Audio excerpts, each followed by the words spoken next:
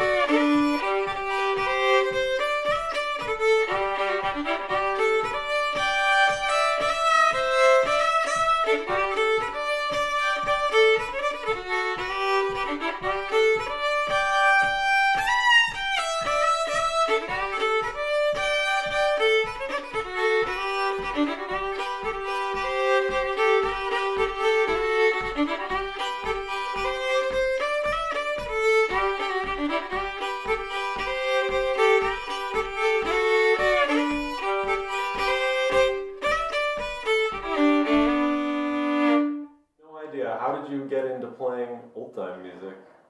Basically, my parents both play. So, I mean, like when I was, like right here where we are now at Kattinge, like they used to drag me here, me and my brother, and there's a bunch of like bluegrass and old-time festivals in Sweden, and they used to drag both me and my brother around those, and it was super lame and boring, and like I remember when I was a kid and, like everyone was playing and I just sat down with like a Rubik's Cube or, like a crossword just trying to find something to do so I didn't have to participate. And then when I was... You played, but you didn't want to play. I did play a little bit of fiddle, but I didn't know any old-time tunes. Yes. And then I kind of stopped playing fiddle. And when I was 19, I realized that it is actually pretty fun to play music and to play music with other people. And that was after how many years? I think I had like a break of maybe, 8 or 10 years or something. But I mean, how old were you when your parents started bringing you? I don't remember. Okay. I kind of feel like it's like throughout the childhood, it's always been, like going to like jam sessions and like old time festivals.